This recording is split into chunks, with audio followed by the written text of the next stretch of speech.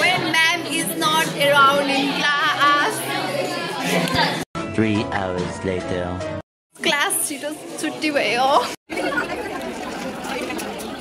Hey guys, हामी चाहिँ आज हाम्रो के भन्छ एक्जिबिसन आज चाहिँ हाम्रो हेल्थ एजुकेसनको एक्जिबिसन हेर्न चाहिँ आएको छौँ एन्ड यो चाहिँ यत्रो धेरै लामो भिड छ र यो सब पूर्वाञ्चलमा मात्र हुन्छ यस्तो. A few moments later. यत्रो भिड छ एक्जिबिसनको लागि छ र न म बरु भिडियो गराउन भित्र जान्छु and finally we are here.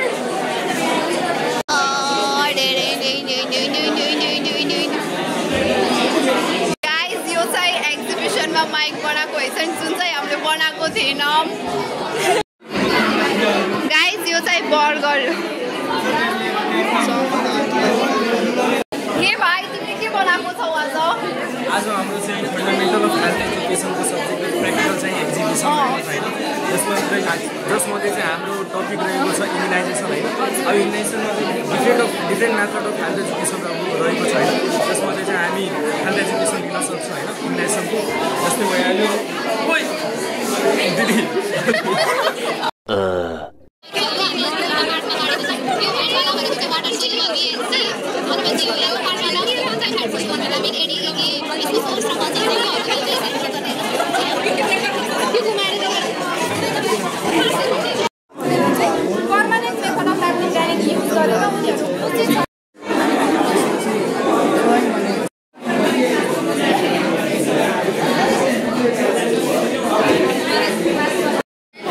यो चाहिँ मेरो चोर जस्तो साथी हो.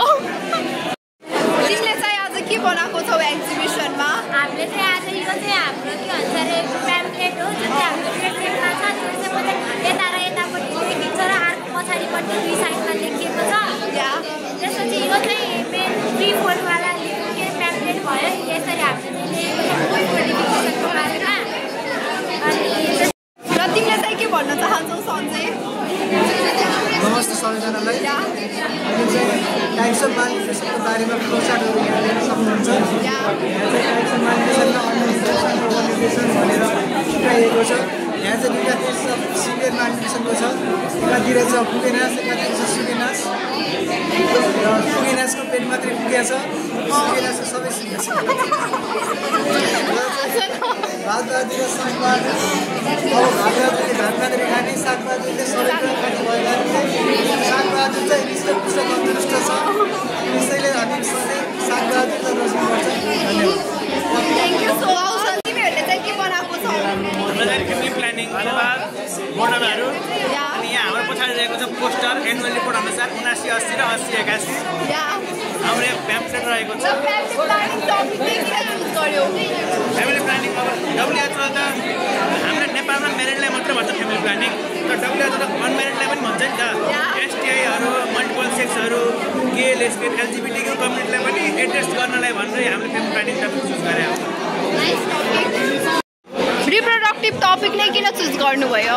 रिप्रोडक्टिभ हेल्थलाई चाहिँ रिप्रोडक्सन चाहिँ नेचुरल हो तर त्यसको बारेमा बोल्नु चाहिँ नेचुरल मानिँदैन. एउटा स्टिकमा नै भरिएको छ.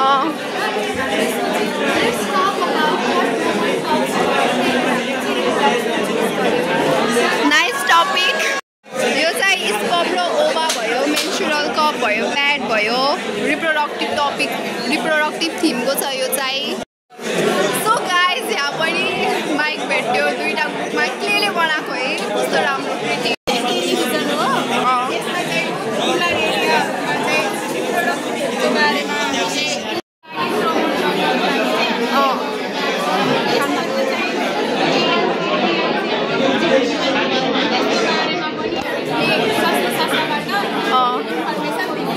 र सिम्पली भन्दा चाहिँ लाइक रिप्रोडक्टिभ हेल्थको लागि चाहिँ कसरी चाहिँ मेथड्स एन्ड मिडिया युज गरेको छ भनेर चाहिँ थिमी चलेको. 1 hour later. के भन्न चाहनुहुन्छ दाइ हजुरले? एक्जिबिसन चाहिँ एकदम भिड भएर अवलोकन गर्नै सकिँदैन है. तिमीले चाहिँ के भन्न चाहन्छौ भन्नु त? एकदमै राम्रो छ. हाम्रो भन्दा पनि राम्रो बनाएको छन् भाइ बहिनीहरूले. यो चाहिँ 6 पिलर रहेको छ. यो चाहिँ रिप्रोडक्टिभ थिममा रहेको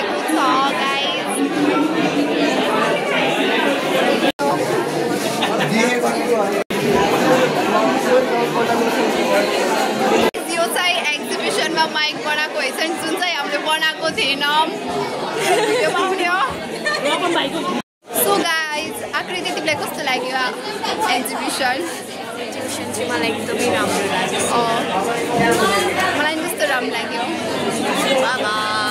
आज ऊ चाहिँ साइलेन्ट मुडमा छ खै किन हो के खान्छ हे गाइज भर्खर जुनियरहरूको एक्जिबिसन सक्यो अब चाहिँ म होस्टेल जाँदैछु पूर्वाञ्चलमा यता फुल फलेको छ यतातिर म छु कुन दिन मलाई भिडियो बनाउन पाइँदैन भन्नु बेर छैन सो पछाडिको मेरो युनिभर्सिटी थियो जुन यु क्यान वाच मेरो भिडियो क्लिपहरूमा धेरै नै छ अनि म चाहिँ अहिले recently I am going towards my hostel र यत्रो ठुलो रुख छ यत्रो ठुलो रुखदेखि त्यहाँ चाहिँ बोर्ड छ होइन यतातिर चाहिँ यहाँ बोटानिकल गार्डन छ त्यहाँ होस्टेल छ होस्टेल चाहिँ होइन मैले के बोले मेरो ब्लग चाहिँ सक्यो एन्ड म चाहिँ भर्खर होस्टेल आउँदैछु यी मेरो university and I am looking so pretty मलाई चाहिँ बाल छोड्दा कस्तो राम्रो लाग्छ क्या आफूलाई अनि कसैले चाहिँ मलाई के भन्छ नि तिमीलाई बाल छोडेको भन्दा बाल बाँधेको राम्रो देखिन्छ भनेपछि म बाल बाँध्न थालेको थिएँ तर एट द एन्ड म बाल छोड्छु सधैँ यी तोरीहरू फलेछ जङ्गल छ यता पछाडितिर पुरै युनिभर्सिटी छ होस्टेल छ